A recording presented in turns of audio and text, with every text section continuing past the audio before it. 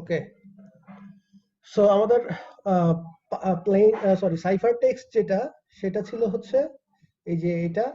আর আমরা এখান থেকে এখন যদি প্লেন টেক্সট করি, যারা করতে পারছো ইজিলি এটা খুব করা যায় যে ডিটাকে আমরা জাস্ট একটা অক্ষর আগের লেটার দিয়ে, মানে একটা এক ধাপ আগের লেটারটা দিয়ে মানে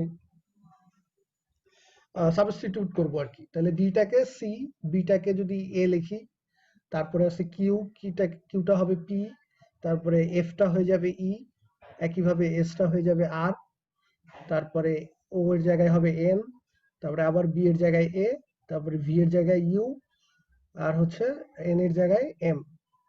অর্থাৎ আমরা যেটা করছি যে ওই সাইফার টেক্সটের প্রত্যেকটা লেটারকে জাস্ট এক ধাপ আগের লেটার দিয়ে রিপ্লেস করছি, এবং এর ফলেই আমরা হচ্ছে অরিজিনাল টেক্সটটা পেয়ে গেছি, যেটা হচ্ছে ক্যাপারনাম। আমি বলছিলাম এটা একটা মুভির নাম, ঠিক আছে। সো যারা দেখছো তাদের কাছে তারা বলছে ভালো লাগছে, যারা দেখো নাই তারাও দেখতে পারো, অসাধারণ একটা মুভি।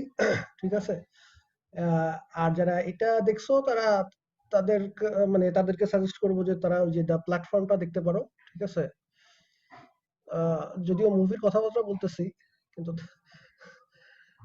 যদিও মুভির ক্লাস না, তারপরও ক্যাপারনাম দেখার পরে দ্য প্ল্যাটফর্মটা দেখতে পারো। প্ল্যাটফর্মটা আগে দেখলে মনে হবে যে একটু বেশি মানে এক্সট্রিম, ঠিক আছে, কিন্তু ক্যাপারনাম দেখার পরে আমার মনে হয় প্ল্যাটফর্মটাকে খুব নর্মাল মুভি মনে হবে, এটাই তো হওয়া উচিত। আচ্ছা, হোয়াট এভার। তো এখন আমরা যেটা বলতেছিলাম যে কোড ব্রেকিং এর মধ্যে ছিলাম আমরা, এই যে যে প্রসেসটা যে একটা plane text, sorry cipher text, সেটাকে প্লেন টেক্সটে নিয়ে আসা, এটাকে আমরা বলছি যে ডিসাইফারিং বা ডিক্রিপশন। এখন এই ক্রিপ্টোগ্রাফির মধ্যে আসলে নাম্বার থিওরি খুব ওতপ্রোতভাবে জড়িত, বুঝতে পারছো। আহ, এইখানে মানে অনেক নাম্বার থিওরির অনেকগুলো অ্যালগোরিদমের মধ্যেই, ক্রিপ্টোগ্রাফির অনেকগুলো অ্যালগোরিদমের মধ্যেই নাম্বার থিওরির অ্যাপ্লিকেশন আছে। আমি জাস্ট এই জায়গাটাতে এই কোডের মধ্যে কিভাবে অ্যাপ্লাই করা যায় সেটা একটু দেখাই। মানে এইখানে আমরা বেসিক্যালি কি করছি যে আমাদের যে 26টা লেটার আছে ইংরেজিতে, ইংলিশ অ্যালফাবেটে বর্ণমালায় যে 26টা লেটার আছে, A B C D up to X Y Z, এটা হচ্ছে আমাদের ইংরেজি যে বর্ণমালা সেটা। তো সেটাকে আমরা জাস্ট শিফট করছি, ঠিক আছে। এটা হচ্ছে আমাদের অরিজিনাল অ্যালফাবেট, আমরা শিফট করে নতুন যে অ্যালফাবেট তৈরি করছি সেটা হচ্ছে B A, sorry B A না, B C D E F up to এখানে কি হয়ে যাবে ওয়াই জেড এ। মানে বোঝা যাচ্ছে কিনা ব্যাপারটা? অর্থাৎ এক ঘর করে শিফট করে দিছি এই বাম দিকে বলতে পারো, যে এই পাশে এই এটাকে এই পাশে নিয়ে আসছি, ঠিক আছে। এই এ হয়ে গেছে বি, বি হয়ে গেছে সি, সি হয়ে গেছে ডি, এভাবে, ঠিক আছে। এক্স ওয়াই, ওয়াই জেড, আর জেড হচ্ছে এ, এক ঘর শিফট করে দিছি। এই জন্য এই ধরনের সাইফারকে আমরা শিফট সাইফার বলি, ঠিক আছে। শিফট শিফট সাইফার বলি। আরো নাম আছে, আমি বলতেছি। তো এইটা তাহলে এখন এই এই জিনিসটা যদি তোমার জানা থাকে, ধরো তুমি যাকে মেসেজ পাঠাতে চাচ্ছ সেও জানো যে তুমি যে মেসেজটা পাঠাবা তুমি হচ্ছে এই রুলে পাঠাবা। অর্থাৎ তোমার লেটারটা যদি হয় সাপোজ, তুমি একটা তোমার সরি ওয়ার্ডটা যদি হয় ক্যাট, তাহলে তুমি ক্যাটটাকে এই এই রুল অনুযায়ী এনসাইফার করবা। সি এর বদলে কি লিখবা? ডি লিখবা। তারপরে এ এর বদলে বি লিখবা, আর টি এর বদলে টি এর পরেরটা, তার মানে টি এর পরে কত? পিকিউ আর এস টি ইউ, ঠিক আছে। তাহলে আহ, কই গেল, এরকম হয়ে গেল কেন? বি, হ্যাঁ বি, তারপরে টি এর পরে হবে হচ্ছে ইউ। তার মানে ক্যাটকে তুমি লিখবে ডিবিইউ, ঠিক আছে। আর যে তখন এই ডিবিইউটা যে হচ্ছে পাবে, তোমার যে রিসিভার অর্থাৎ যার কাছে তুমি মেসেজটা পাঠাচ্ছ, সে যখন এটা পাইলো, সেও যেহেতু জানে যে তুমি এই রুল অনুযায়ী এনক্রিপশন করছো, সে তখন ডিক্রিপশন করবে কিভাবে? জাস্ট ওই উল্টাটা করবে, ঠিক আছে। অর্থাৎ এক ঘর আগের লেটার দিয়ে রিপ্লেস করবে, তুমি এক ঘর পরের লেটার দিয়ে রিপ্লেস করছো এনসাইফার করার সময়, আর ও হচ্ছে এক ঘর আগের লেটার দিয়ে রিপ্লেস করবে ডিসাইফার করার সময়। তো এই জিনিসটাকে আমরা ম্যাথমেটিক্যালি এভাবে এখন তাহলে তোমার এটা সহজে করার জন্য আইদার হচ্ছে তোমার কাছে এরকম একটা চার্ট থাকতে হবে, এরকম চার্ট দুইজনের কাছেই থাকা লাগবে, যাতে নাহলে তো আসলে করাটা ডিফিকাল্ট, ঠিক আছে? ডিফিকাল্ট বলতে এক ঘর যদি এদিক সেদিক করি আমরা, তাহলে খুব বেশি ডিফিকাল্ট না, কারণ আগের অক্ষর পরের অক্ষর কোনটা এটা মাথায় থাকে, ঠিক আছে? কিন্তু যদি আমি 2 ঘর বা 3 ঘর করে এদিক সেদিক করতাম, তাহলে কিন্তু আসলে একটু কষ্টই, ঠিক আছে? তোমার অ্যাকচুয়ালি কিন্তু এটা হিস্টোরিক্যালিও ইউজ করা হয়েছে। জুলিয়াস সিজার, তার নাম তো সবাই জানো, ঠিক আছে? জুলিয়াস কি ইউ দিয়ে মনে হয়, Julius Caesar. Julius Caesar, the tragedy of Julius Caesar, শেক্সপিয়ারের একটা নাটক আছে বিখ্যাত, ঠিক আছে? তো জুলিয়াস সিজার উনি এক ইতিহাসের বিখ্যাত একজন চরিত্র এবং রোমান জেনারেল ছিলেন। তো উনি হচ্ছে এই শিফট সাইফার ইউজ করতেন, উনি যে মেসেজ আদান প্রদান করতেন। এবং উনি কিন্তু আজকের দিনের লোক না, আহ, মানে খ্রিস্টপূর্ব, মানে খ্রিস্টের জন্মের আগে জন্মাইছে এবং তার আগেই মারা গেছে, সম্ভবত 40 বিসি এর দিকে মারা গেছে আই থিঙ্ক, ঠিক আছে? তার মানে বিফোর ক্রাইস্ট। তো তার মানে 2000 বছরেরও পুরনো এই সাইফারটা। উনি যেটা ইউজ করতেন, উনি উনি হচ্ছে 3 ঘর, উনি 3 ঘর সরাইতেন, ঠিক আছে? অর্থাৎ এ বি সি ডি ই এরকম থাকলে উনি ডি কে লিখতেন এ দিয়ে, আর তারপরে এটাকে লিখতেন তাহলে জেড, এটাকে লিখতেন ওয়াই, এটাকে এক্স, তারপরে এটা হচ্ছে বি, এভাবে, ঠিক আছে? তার মানে 3 ঘর আহ, ডানে মুভ করতেন আর কি। তো এইটা হচ্ছে ডানে না, সরি বামে, এনসাইফার করার সময় বামে। তো এই জন্য এই সাইফারের একটা নাম হচ্ছে সিজার সাইফার, সিজার সাইফারও বলা হয়, ঠিক আছে? তো 3 ঘর বা 4 ঘর যদি আমি এদিক সেদিক করি, তখন কিন্তু আসলে এই আইদার পুরো তোমার ইটা রাখতে হবে, বা ম্যাথমেটিক্যালি যদি আমরা চিন্তা করি, যে এখানে দেখো ম্যাথমেটিক্যালি কিভাবে এখানে মানে ম্যাথমেটিক্সটা কোত্থেকে আসতেছে। আমাদের যে অরিজিনাল যে ইয়াটা আছে, অ্যালফাবেটটা আছে A B C D up to X Y Z, সেটাকে আমরা প্রথমে নাম্বারিং করব, ঠিক আছে?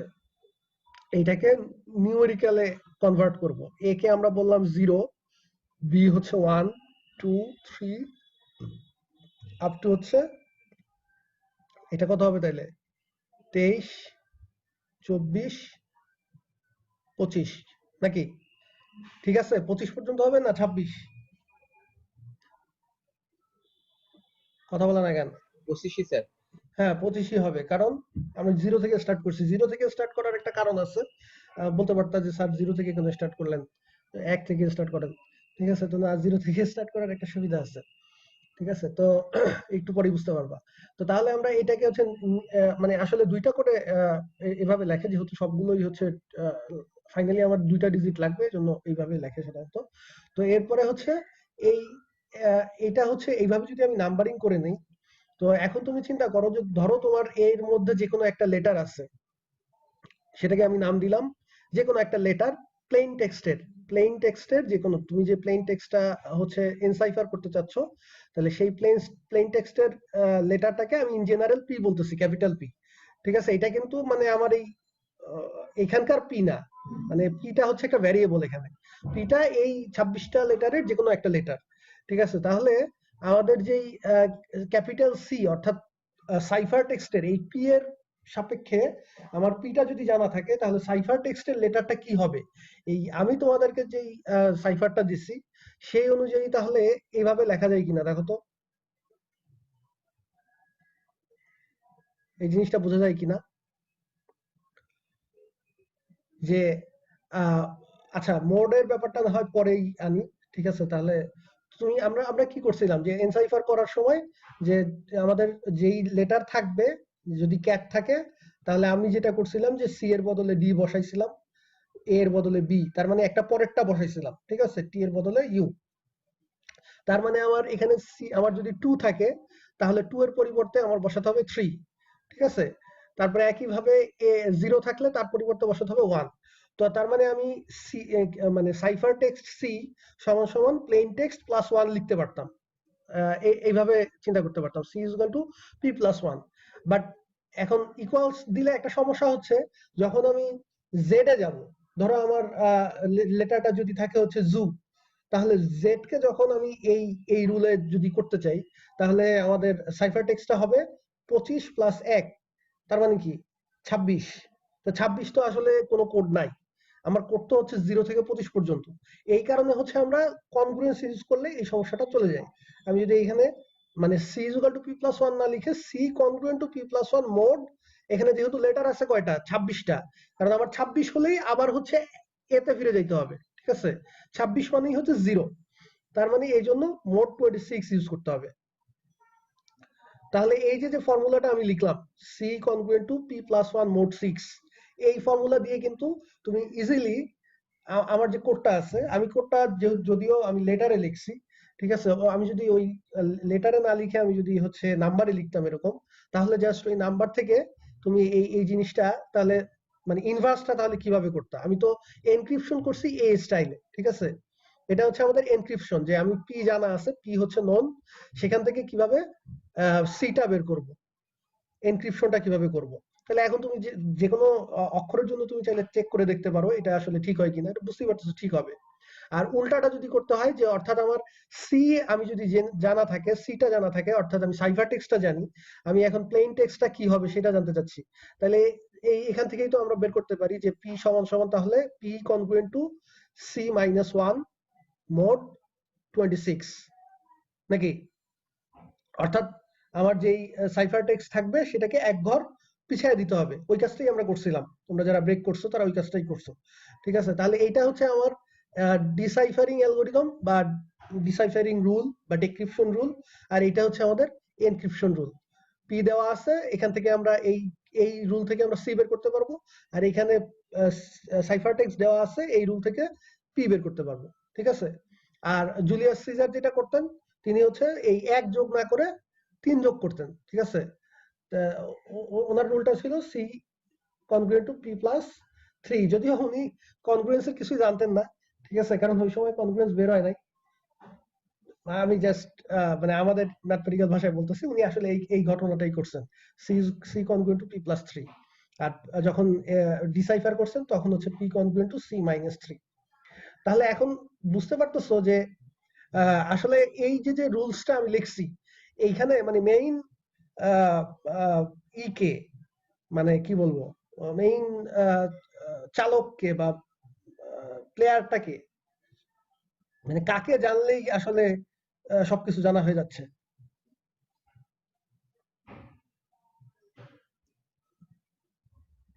কি কি ব্যাপার, কেউ কোনো কথা বলে না? Sir congruence. না, কনগ্রুয়েন্স তো তোমার রুলসটা ঠিক আছে, মানে আমি বলতেছি তুমি এটাও জানো কনগ্রুয়েন্স, তুমি জানলা যে এটা কনগ্রুয়েন্স অ্যাপ্লাই করে করা হয়েছে, বাট তারপরেও কোন জিনিসটা আসলে বেসিক্যালি এনক্রিপশন এবং ডিক্রিপশনে দুই জায়গাতেই আছে, এবং দুই জায়গাতেই কত সেই হচ্ছে, যোগ বা বিয়োগ করতে হবে। হ্যাঁ এক্স্যাক্টলি, কত যোগ বা বিয়োগ করতে হবে। অর্থাৎ এই যে নাম্বারটা, এই যে যেমন এইটার ক্ষেত্রে এই তুমি যদি 1 জানো, তাহলেই তুমি আসলে এনক্রিপশন ডিক্রিপশন দুটোই জেনে গেছো। এটার ক্ষেত্রে হচ্ছে প্লাস মানে 3 আর কি, 3 একবার যোগ একবার বিয়োগ করতে হচ্ছে। এই যে নাম্বারটা, এটাকে আমরা বলি হচ্ছে কি বা চাবি। চাবি থাকলে যেমন তালা খোলা যায়, সেরকম আর কি এখানেও এই নাম্বারটাই হচ্ছে আমার কি। তাহলে কি যদি জানো, সেই ক্ষেত্রে আমরা এই এনসাইফারও করতে পারবো, ডিসাইফারও করতে পারবো। ইন জেনারেল আমাদের এই ধরনের মানে শিফট সাইফার যেটা, বা এটাকে আমরা অ্যাডিটিভ সাইফারও বলি। তিনটা নাম বললাম, একটা হচ্ছে শিফট, আরেকটা হচ্ছে সিজার সাইফার, আরেকটা হচ্ছে অ্যাডিটিভ সাইফার। অ্যাডিটিভ কেন বলা হচ্ছে এটা তো বুঝতেই পারতেছো, কারণ আমরা হচ্ছে ওই যে কি করতেছি, যোগ বা বিয়োগ করে এনসাইফার এবং ডিসাইফার করতেছি। তাহলে ইন জেনারেল এটার ইন জেনারেল ফর্মটা হচ্ছে এরকম, মোড 26, ঠিক আছে? এবং p congruent two c-k mode 26। এটা হচ্ছে আমাদের ইন জেনারেল, এটা ডিক্রিপশন রুল, আর সরি এটা এনক্রিপশন রুল, আর এটা হচ্ছে ডিক্রিপশন রুল। তো এই কেটা হচ্ছে কি তাহলে, আর এই যে অ্যাডিটিভ বলার কারণ হচ্ছে যোগ বা বিয়োগ করে। তাহলে এখন কেউ একজন বলো দেখি, যদি বুঝতে পারো আমার এই যে যত যা বুঝাইলাম, যে এই কিটা পসিবল ভ্যালু অফ কি, মানে কত ধরনের কি হতে পারে এই সিস্টেমের জন্য, মানে এই ডিক্রিপশন এনক্রিপশন দুইটা মিলে আমরা বলি ক্রিপ্টো, একটা ক্রিপ্টো সিস্টেম এই পুরো সিস্টেমটাকে। ঠিক আছে, তো এই যে একটা সিস্টেম আমরা দেখলাম, এই এই যে অ্যাডিটিভ সিস্টেমটা, সেই সিস্টেমের জন্য এই যে যে কি গুলো আছে কে, এই কে এর পসিবল ভ্যালু কত থেকে কত পর্যন্ত হতে পারে? 25, 1 থেকে 25। 1 থেকে না, 0 থেকে 25। 0 হলে তখন আর সেটা আসলে এনক্রিপশন হবে না, তো এই কারণে আমরা 0টাকে বাদ দেই। ঠিক আছে, but number of possible value হচ্ছে 0 থেকে 25, কিন্তু 0 হলে তো আসলে চেঞ্জ হবে না, এটা তো বুঝতেই পারতেছো। তাহলে 1 থেকে 25, দ্যাট মিন্স 25টা। কারণ তুমি যদি 26-এ চলে যাও তাহলেও কিন্তু আর চেঞ্জ হবে না, কারণ আমি মডুলাস করতেছি 26 এর সাপেক্ষে। তো কে যদি 26 বসাই তাহলে তো আসলে লাভ নাই, আবার ওই এ আবার ঘুরে এতেই আসবে। ঠিক আছে, যদি এর সাথে আবার 26 যোগ করি, তাই না, তো লাভ নাই। তো এই কারণে নাম্বার অফ পসিবল কি এই এনসাইফার ডিসাইফার সিস্টেমের জন্য বা এই এনক্রিপশন সিস্টেমের জন্য আমার পসিবল কি হচ্ছে 25টা। তো তার মানে কি এটা খুব এটা থেকে বুঝতে পারো কিনা যে এই যে সাইফারটা আছে এটা খুব ইজি নাকি খুব hard? Easy. Because of the কি সাইজ, এই যে মানে কি সাইজ না, ঠিক কি কি ডোমেইনের সাইজ, এটাকে আমরা বলি কি ডোমেইন। এই যে 1 থেকে 25 পর্যন্ত যে কোনো লেটারই তো আমি এখানে চাইলে ইউজ করতে পারি, 1 ইউজ করতে পারি, 2 ইউজ করতে পারি, বা 25, অথবা সেটার উল্টাটাও করতে পারি, এখানে মাইনাস এখানে প্লাস দিতে পারি, যাই দিই না কেন আমি 1 থেকে 25 এর বাইরে আসলে ইউজ করে কোনো লাভ নাই। এই 1 থেকে 25 ইউজ করলেই আমি ডিফারেন্ট ডিফারেন্ট রুল, মানে রুল তৈরি করতে পারবো। তো এখন যেহেতু আমার এই কি ডোমেইনটা খুব ছোট, কি ডোমেইনের কার্ডিনালিটি হচ্ছে মাত্র 25, অর্থাৎ তুমি যদি ট্রায়াল এন্ড এরর শুরু করো তাহলে তুমি শিওর যে 25 বার ট্রাই করলে তুমি মানে এক্সাক্ট সাইফারটা ধরে ফেলতে পারবা। ঠিক আছে, তুমি যদি নাও জানো আগে থেকে কিটা, বাট যেহেতু টোটাল পসিবল কি আছে মাত্র 25টা, তাহলে মাত্র 25 বার ট্রায়াল এন্ড এরর করলেই পেয়ে যাবা। তো এখন হয়তো তুমি মানে তোমার হাতে কলমে 25 বার করতে একটু সময় লাগলেও লাগতে পারে, বাট একটা কম্পিউটারের কাছে এটা কোনো ব্যাপারই না, সে মুহূর্তের মধ্যে এটা বের করে ফেলতে পারবে। ঠিক আছে, সে যদি জানে যে এটা হচ্ছে একটা অ্যাডিটিভ সাইফার, তাকে যদি কিটা নাও বলে দেওয়া হয়। ঠিক আছে, আর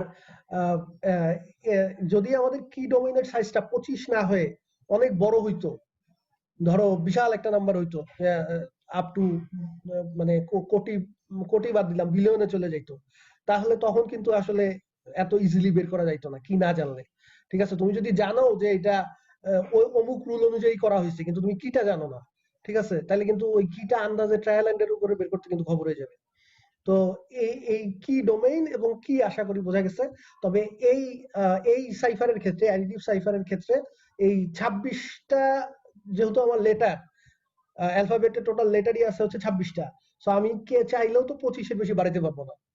তো বাড়ানোর আরেকটা উপায় আছে, ঠিক আছে, সেটা হচ্ছে যে এই সাইফারটাকে আরেকটু মডিফাই করা।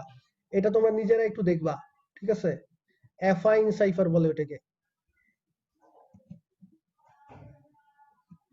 Affine cipher. ঠিক আছে, অ্যাফাইন ট্রান্সফরমেশন থেকে আসে। অ্যাফাইন ট্রান্সফরমেশন কি সেটা তো আমার মনে হয় লিনিয়ার অ্যালজেব্রায় পড়ার কথা। অ্যাফাইন ট্রান্সফরমেশন পড়ো নাই? স্যার এরকম টার্ম তো শুনি নাই, একটু যদি বলতেন তাহলে সুবিধা হতো।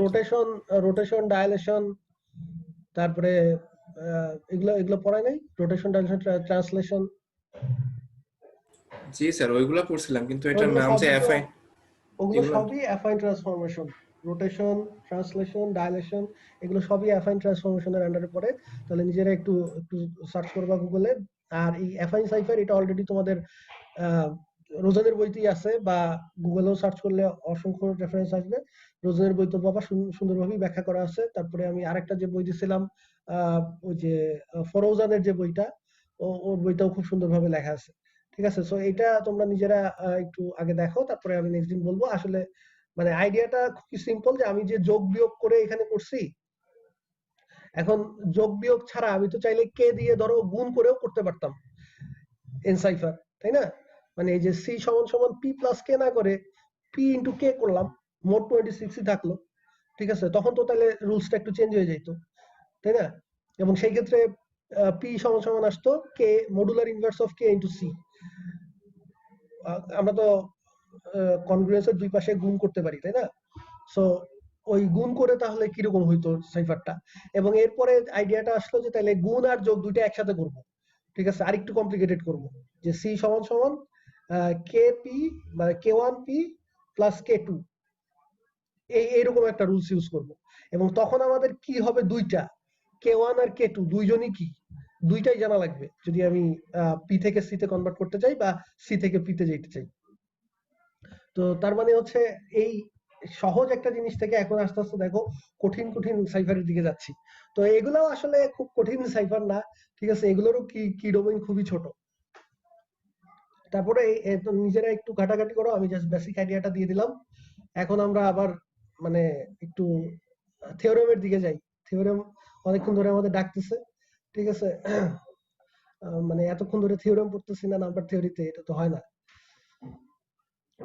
ওকে, সো ক্রিপ্টোগ্রাফি খুবই আসলে মজার সাবজেক্ট।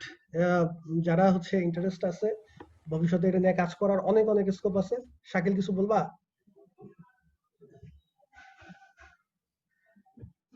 আচ্ছা, সো যারা ইন্টারেস্ট আছে তারা এখন থেকেই একটু ঘাটাঘাটি করতে পারো, দেখতে পারো।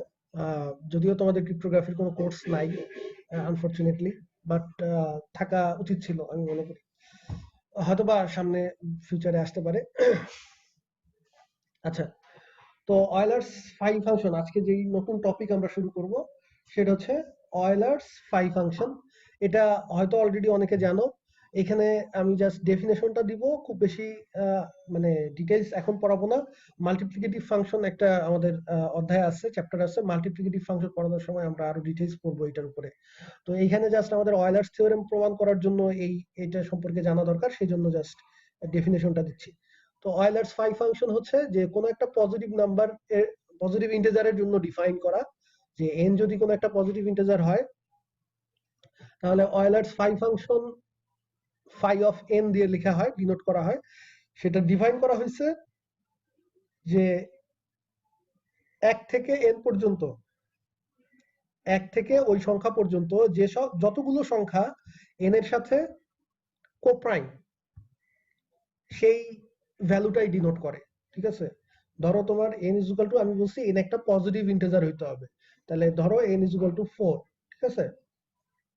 তাহলে Euler's phi function phi of n, এটা আসলে তোমার হচ্ছে সেই ভ্যালুটা যে 1 থেকে 4 পর্যন্ত, 1 থেকে n পর্যন্ত, তার মানে 1 2 3 4, এই 1 থেকে 4 পর্যন্ত যতগুলো সংখ্যা আছে তাদের মধ্যে কয়জন এই n এর সাথে কোপ্রাইম, রিলেটিভলি প্রাইম।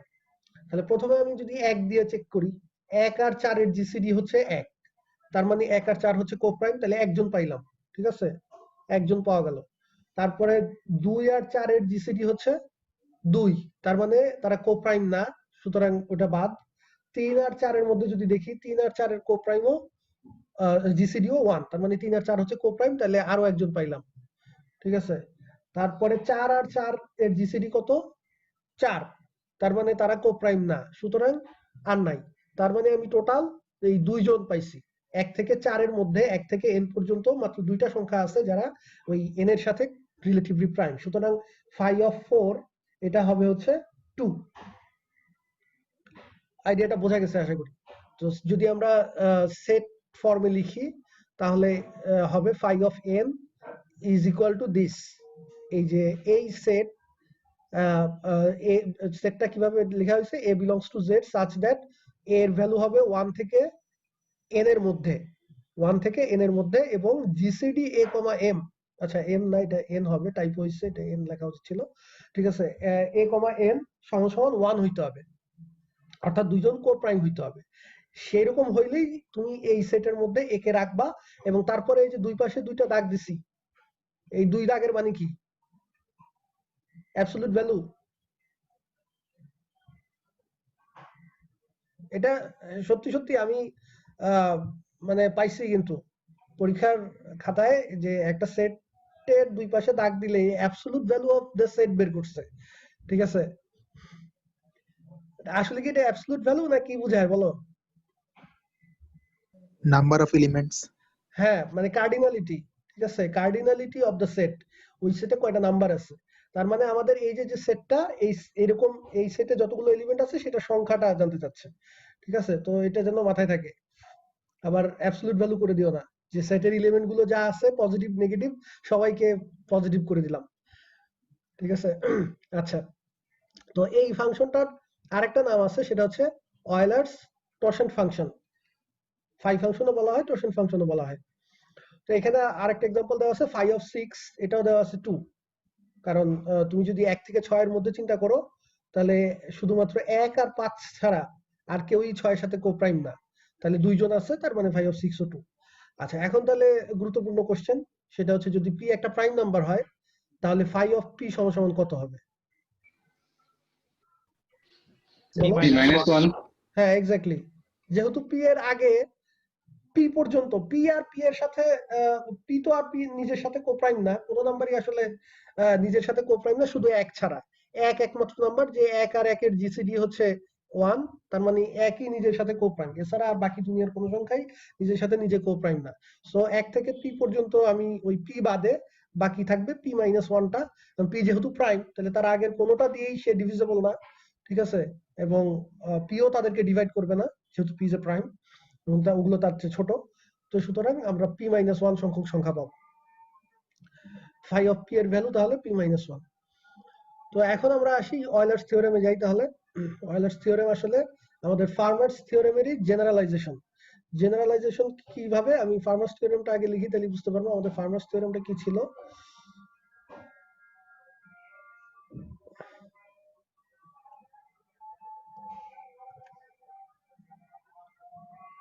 আচ্ছা সরি, আচ্ছা এটা মুছে লাগবে না, দেখি। ফার্মার্স থিওরেমে ছিল যে যদি p একটা প্রাইম হয় আর a এমন একটা নাম্বার হয় যেন a আর p এর জিসিডি হচ্ছে 1, তার মানে a আর p হচ্ছে কোপ্রাইম। এরকম যদি কেস হয়, তাহলে সেই ক্ষেত্রে আমরা লিখতে পারবো a two the power p minus 1 is congruent to 1 mod p। এটা ছিল ফার্মার্স থিওরেম। তাহলে এখন অয়লার যেটা বললো, যে ফার্মার শুধুমাত্র প্রাইম নাম্বারের ক্ষেত্রে জিনিসটা প্রমাণ করছিল, যে p একটা প্রাইম হইতে হবে এবং a আর p এই দুইজন কোপ্রাইম হওয়া লাগবে, রিলেটিভলি প্রাইম হওয়া লাগবে। অয়লার যেটা করলো, যে p যে প্রাইম হওয়া লাগবে এই কন্ডিশনটা সে আরো সহজ করে দিল, যে এটা না হইলেও চলবে। যে p এর জায়গায় আমি যদি m ধরি, যে m যে কোনো একটা নাম্বার, সেটা প্রাইম হতে পারে নাও হতে পারে, বাট এই পরের কন্ডিশনটা ঠিকই লাগবে, যে a, m এই দুইজনের জিসিডি 1, অর্থাৎ a আর m কোপ্রাইম। এই কন্ডিশনটা ঠিকই থাকতেছে, বাট ওই কন্ডিশনটা থাকতেছে না। এখানে p প্রাইম হওয়া দরকার ছিল, বাট এখানে আমাদের m প্রাইম হওয়ার দরকার নাই, প্রাইম হলেও চলবে, কম্পোজিট হলেও চলবে। সেই ক্ষেত্রে অয়লার বলতেছে যে a টু দি পাওয়ার, আগে ছিল p minus 1, এখন অয়লার বলতেছে p minus 1 এর জায়গায় বলবে হচ্ছে phi of m। p minus 1 এর জায়গায় আমরা phi of m এর যে ভ্যালু সেটা বসাবো, আর বাকি সব ঠিক থাকবে, congruent to 1 mod m। এটা হচ্ছে অয়লারের থিওরেম। এই যে এখানে ছিল মোড p এর জায়গায় এখন আমরা m বলছি, তাহলে মোড m হবে। ঠিক আছে, তারপরে congruent to 1, এগুলো সবই আগের মতোই আছে। আর শুধু এখানে p minus 1 এর জায়গায় phi of m হবে। এখন তুমি চিন্তা করো, mটা যদি আমাদের প্রাইম হয়ে যায়, mটা যদি আমরা প্রাইম ধরে নেই, তাহলে কিন্তু এখান থেকে এটা কিন্তু ইজিলি আনা যায় নাকি? m যদি প্রাইম হয়, তাহলে আমরা, তোমরা একটু আগেই তোমরা বলছো যে phi of একটা প্রাইম নাম্বারের ভ্যালু, phi of m এর ভ্যালু তখন হবে কি m minus 1, তার মানে যে p minus 1 আর কি। তাহলে বোঝা যাচ্ছে যে অয়লার্স থিওরেম আসলে ফার্মার্স থিওরেমের মোর জেনারেলাইজেশন। ঠিক আছে, জেনারেলাইজড ভার্সন। অয়লার থিওরেমে তুমি যদি ওই মডুলাসটা যদি প্রাইম বসায় দাও, তাহলেই তুমি ফার্মার্স থিওরেমটা পেয়ে যাবা। আচ্ছা, তো এটার প্রমাণটা আমরা ফার্মার্স থিওরেম যেভাবে প্রমাণ করছি, হুবহু সেম আইডিয়া। ঠিক আছে, ওই যে রিডিউসড রেসিডিউ সিস্টেমের কনসেপ্টটা ইউজ করে প্রমাণ করা হয়েছে। সো এটা নিজেরা দেখলেই বুঝবা, যেহেতু আমরা ফার্মার্স থিওরেমটা প্রুফ করে আসছি অলরেডি। এটা নিজেরা দেখে নিবা, এটা ওই যে রোজনের বইতেও আছে এবং বার্টনের বইতেও আছে, যেখান থেকে তোমাদের সহজ মনে হয়। দুই বইতেই মোটামুটি একইভাবে করা আছে, ভাষাটা একটু এদিক সেদিক আছে, তো যেটা বুঝতে সুবিধা হয়। আচ্ছা, এরপর দেওয়া আছে কি proof Fermat's little theorem as a corollary of Euler's theorem. Euler's থিওরেমের করোলারি হিসেবে প্রমাণ করতে বলছে। তার মানে আমরা নরমালি ফার্মার্স থিওরেম তো অনেক বড় করে প্রমাণ করছিলাম, সেভাবে দরকার নাই। অয়লার্স থিওরেম থেকে তুমি এটা প্রমাণ করবা। একটু আগে আমি দেখাইলাম, এটা এইমাত্রই দেখাইলাম যে অয়লার্স থিওরেম থেকে কিভাবে ফার্মার্স থিওরেম আনতে হয়। জাস্ট লিখবা যে অয়লার থিওরেম অনুযায়ী আমরা এই কথা জানি সত্য, তাহলে সুতরাং এখন m যদি প্রাইম হয় তাহলে এখানে m-1 হয়ে যাবে। ওইটাই তো আমাদের ফার্মার্স থিওরেম। তো পরীক্ষায় ধরো এইটা 2 মার্কসের কোশ্চেন দিয়ে আসতে পারে, তাহলে 2 মার্কসের জন্য এটা খুবই কমন একটা বা ইজি একটা কোশ্চেন। কিন্তু তুমি যদি আবার ওই ফার্মার্স থিওরেম যদি ওই পুরাটা প্রমাণ করে দাও আগে যেভাবে করছি, তাহলে তো লাভ নাই, কোশ্চেন বুঝে অ্যান্সার করবা। আচ্ছা, এখন আমরা দেখি যে এই অয়েলার্স থিওরেম অ্যাপ্লাই করে অনেক বড় বড় জিনিস আমরা খুব সহজে হিসাব করতে পারি। যেমন এখানে একটা আছে ওই যে লাস্ট 2 ডিজিট হিসাব করা, 3 টু দি পাওয়ার 256, এই নাম্বারটার লাস্ট 2 ডিজিট কত সেটা আমাদের বের করতে হবে। তাহলে লাস্ট 2 ডিজিট বের করতে হইলে আমরা আসলে কি করতে চাই, তার মানে হচ্ছে 3 টু দি পাওয়ার 256 এইটা কনগ্রুয়েন্ট টু কত মোট লাস্ট 2 ডিজিট, যেহেতু তার মানে কি 100 সাপেক্ষে। কারণ আমরা জানি যে 100 দিয়ে কোনো সংখ্যাকে ভাগ করলে ওই লাস্ট 2 ডিজিটটা মানে রিমাইন্ডারটা লাস্ট 2 ডিজিট হবে। আইদার মিলে গেল তো মিলে গেল, মানে যদি লাস্ট 2 ডিজিট 0 হয় তাহলে তো মিলে যাবে, আর না মিললেও ওই লাস্ট 2 ডিজিটটাই রিমাইন্ডার হিসেবে থাকবে। এই কারণে 3 to the power 256 congruent to কত মোড 100, এটা যদি আমি বের করতে পারি এই ওয়ার্ড যেটা, তাহলে আমার লাস্ট 2 ডিজিট বের হয়ে যাবে। তাহলে এখন এখানে দেওয়া আছে 5 অফ 100 সমান সমান 40 দেওয়া আছে।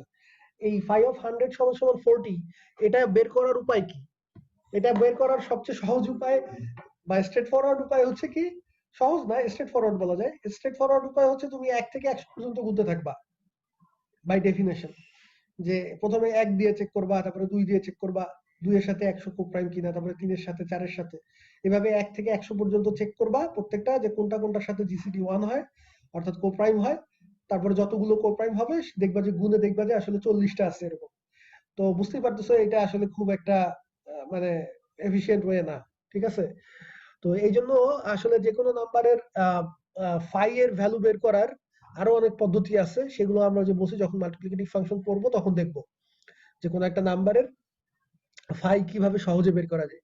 তারপরও এখনো পর্যন্ত যে ফর্মুলাগুলো আছে সেগুলো আসলে খুব বেশি ইজি না। ইজি না এই অর্থে যে আমরা দেখবো যে কোনো একটা ফাংশনের কোনো একটা নাম্বারের ফাই ফাংশনের ভ্যালু বের করতে গেলে ওই নাম্বারটাকে ফ্যাক্টরাইজেশন করতে হয়। ওই যে prime power factorisation, fundamental theorem of arithmetic, যে কোনো একটা নাম্বারকে প্রাইম সংখ্যার গুণফল হিসেবে লেখা যাবে। ঠিক আছে, এতদিন তো মনে হয়েছে যে এটা করে কি লাভ, একটা নাম্বারকে গুণ করে লিখে কোনো লাভ আছে?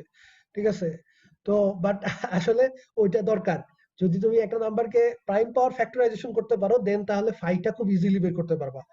সরাসরি ফর্মুলা আছে, জাস্ট বসায় দিবা, মুহূর্তের মধ্যে বেড়ে যাবে।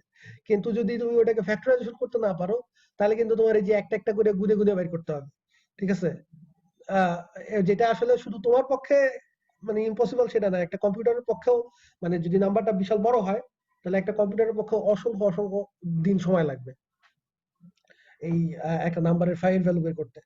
তো এই ফ্যাক্টরাইজেশনেরও আবার এখন পর্যন্ত কোনো মানে সহজ কোনো উপায় জানা নাই ম্যাথমেটিশিয়ানদের। এখন পর্যন্ত খুব বেশি ফাস্টার কোনো অ্যালগরিদম নাই। ফ্যাক্টরাইজেশন এখন পর্যন্ত খুব কঠিন কাজ, এটা তোমাদের আগেও বলছি। এবং এই কারণেই এই ক্রিপ্টোগ্রাফি মানে ক্লাসিক্যাল ক্রিপ্টোগ্রাফি যেটা, এটা এখনো টিকে আছে। যে কারণ ওই অনেকগুলো অ্যালগরিদমই এই ফ্যাক্টরাইজেশন যেহেতু খুব ইজি না এটার উপরে ডিপেন্ড করে টিকে আছে। আচ্ছা, তো যেটা বলতেছিলাম যে আমাদের এখানে ফাই এর ভ্যালুটা অলরেডি আমরা দিয়ে দিছি, phi of 100 is equal to 40। তোমাদের কষ্ট করে বের করার দরকার নাই যেহেতু আমরা এখনো মেথড জানি না। তো যেহেতু 3 আর 100 এই দুইজনের জিসিডি হচ্ছে 1, তার মানে তারা কোপ্রাইম, তাহলে অয়েলার থিওরেম অনুযায়ী আমরা লিখতে পারবো যে 3 to the power 5 of 100 congruent to 1 mod 100 নাকি?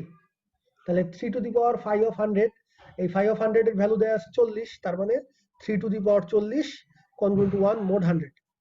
তো এরপরে তুমি দুই সাইডে এখানে আমি দেখো দুই সাইডে পাওয়ার করছি 6 পাওয়ার করছি, কারণ হচ্ছে আমাদের এখানে 3 এর পাওয়ার আছে কত 256। তার মানে আমি 256 যদি বানাইতে পারতাম তাহলে তো হয়েই যাইতো। 256 না বানাইতে পারলে তার কাছাকাছি যাইতে হবে। তাহলে তার কাছাকাছি গেলে তুমি যদি 6 পাওয়ার যদি 6 করো তাহলে যে 6 ইন্টু 40 সমান সমান হবে 240। এই কারণে 6 পাওয়ার করলাম আর কি। তাহলে 3 to the power 240 congruent to 1 এর পাওয়ার 6 করলে তো 1ই হবে, মোট 100 হইলো। ঠিক আছে, এরপরে হচ্ছে যেহেতু আমার লাগবে কত 3 টু দি পাওয়ার 256, তাহলে আবার দুই সাইডে 3 টু দি পাওয়ার 16 দিয়ে গুণ করলাম দুই পাশে। ঠিক আছে, যাতে আমার এই পাশে ওই যে পাওয়ার পাওয়ার যোগ হয়ে 240 আর 16 হবে 256, আর এই পাশে 3 টু দি পাওয়ার 16 যেটা সেটা থেকে গেল। এখন তাহলে আমি দেখো অনেকটা ইজি করে ফেলছি। 3 টু দি পাওয়ার 256 ছিল, সেখান থেকে বলে দিচ্ছি যে এইটা আসলে 3 টু দি পাওয়ার 16 কনগ্রুয়েন্ট। এখন 3 টু দি পাওয়ার 16 আবার মোড 100, এটার ভ্যালু বের করতে হইলে আমাদের তাহলে ওই যে আমরা ইউজ করতে পারি first modular exponentiation. First modular exponentiation করলে তুমি দেখবা যে এই 3 to the power 16 congruent to 21 চলে আসছে। তো এখন অনেকে বলতে পারো স্যার আমি তো শুরু থেকেই ফার্স্ট মডুলার এক্সপোনেনশিয়েশন অ্যাপ্লাই করতে পারতাম। হ্যাঁ তাও হইতো, ঠিক আছে, তুমি ফার্স্ট মডুলার এক্সপোনেনশিয়েশন করেও 3 টু দি পাওয়ার 256 পর্যন্ত যাইতে পারো, বাট ওটাতে সময় বেশি লাগবে, বুঝতেই পারতেছো। কারণ 3 টু দি পাওয়ার 56 কে আমি তো রিডিউস করে 3 টু দি পাওয়ার 16 তে নিয়ে আসলাম। এখন তুমি জাস্ট ওই যে 3, তারপরে 3 স্কয়ার, তারপরে হচ্ছে 3 4, এরপরে 3 টু দি পাওয়ার 8, এরপরে তো 3 টু দি পাওয়ার 16, অল্প কয়েকটা স্টেপ করতে হবে।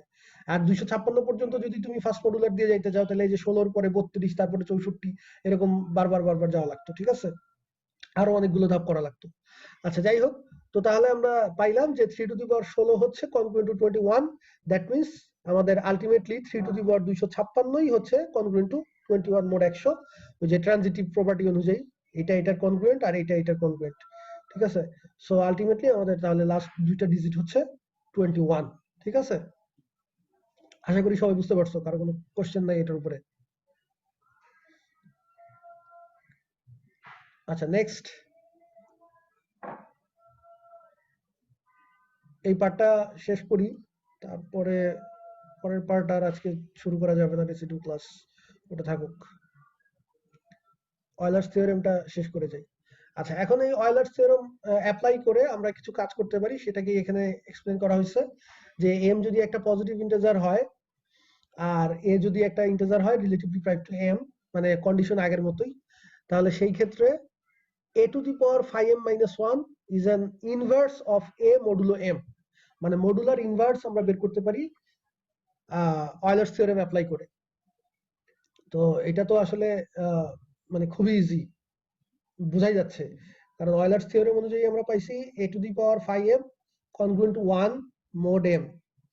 এখন a to the power phi m যেটা, এটাকে তো আমি চাইলে a into a to the power phi m minus 1 এইভাবে লেখা যায়, যেহেতু গুণ করলে পাওয়ার পাওয়ার কি হয়, যোগ হয়, তাহলে এখানে পাওয়ার আছে 1, তাহলে গুণ করলে তো আবার a to the power phi m আসবে, তাই না। তার মানে a to the power phi m পার্টটাকে এভাবে যদি লিখি a into a to the power phi m minus 1, তাহলে এই দুইটা নাম্বারের গুণফল দেখা যাচ্ছে কত আসছে, কনগ্রুয়েন্ট টু 1 হইছে। তো এটাই তো আমাদের মডুলার ইনভার্সের সংজ্ঞা ছিল, যে মডুলার ইনভার্স একটা আরেকটা নাম্বার মডুলার ইনভার্স হবে যদি দুইজনকে গুণ করলে কনগ্রুয়েন্ট টু 1 হয় মোড m এর সাপেক্ষে। তো তার মানে এর মডুলার ইনভার্স কত, a to the power phi m minus 1। ওকে, এইটাই এখানে থিওরেম, এটা প্রুফটা নিজেরা দেখে নিতে পারবো, বইও করা আছে। তো এই থিওরেম তাহলে যদি আমরা অ্যাপ্লাই করি তাহলে আমাদের এই যে লিনিয়ার কনগ্রুয়েন্স যেটা, সেটাও আমরা এই থিওরেম অ্যাপ্লাই করে আবার ইজিলি সলভ করতে পারি। যে একটা লিনিয়ার কনগ্রুয়েন্স যদি থাকে ax congruent to b mod m, তো ax congruent to b mod m, এখানে এটার যদি সলিউশন থাকতে হয় তাহলে আমাদের ওই যে কন্ডিশন কি ছিল যে a, m এটার যে জিসিডি সেটা বি কে ভাগ করতে হবে। আর আমরা বলছিলাম এটার ইউনিক সলিউশন থাকবে যদি a, m এর জিসিডি 1 হয়, অর্থাৎ এ আর এম যদি কোপ্রাইম হয়। তাহলে এ আর এম যদি কোপ্রাইম হয় তাহলে এই কনগ্রুয়েন্সের একটা সলিউশন আছে, ইউনিক একটা সলিউশন আছে, এটা আমাদের গ্যারান্টেড। এবং সেই সলিউশনটা তাহলে আমরা এই যে যে থিওরেম 28 সেটা দিয়ে এইভাবে বের করতে পারবো, দুই পাশে জাস্ট আমরা এ এর মডুলার ইনভার্স দিয়ে গুণ করে দিলেই হবে। কারণ হচ্ছে এ আর এম যেহেতু কোপ্রাইম, সো এর মডুলার ইনভার্স এক্সিস্ট করে এম এর সাপেক্ষে। এ আর এম যদি কোপ্রাইম না হইতো তখন তো আমরা মডুলার ইনভার্স বের করতে পারতাম না, সো তখন এই থিওরেম অ্যাপ্লিকেবল না। বাট এ আর এম যেহেতু কোপ্রাইম, সেই ক্ষেত্রে আমরা মডুলার ইনভার্স যেটা এই যে একটু আগে দেখলাম a to the power phi m minus 1 হচ্ছে মডুলার ইনভার্স, দুই সাইডে তাহলে মডুলার ইনভার্স দিয়ে গুণ করে দিলে এই পাশে এ কি হবে, a to the power phi m minus 1 into a, তাহলে সেটা তো যেহেতু মডুলার ইনভার্স একটা আরেকটা সেটা বাদ হয়ে যাবে, a R a to the power phi m minus 1 শুধু x থাকবে, আর বাম পাশে a to the power phi m minus 1 into b mod m। তাহলে এই পার্টটা যদি আমি ক্যালকুলেট করি, b তো আমার জানাই আছে, a to the power phi m minus 1 ও জানা আছে, এই পার্টটা ক্যালকুলেট করলেই x এর ভ্যালুটা বের হয়ে যাচ্ছে, ঠিক আছে। তাহলে তার মানে আমরা সলিউশনটা পেয়ে যাচ্ছি। তো কারো কোনো কোশ্চেন আছে কিনা যেটুকু পড়াইলাম?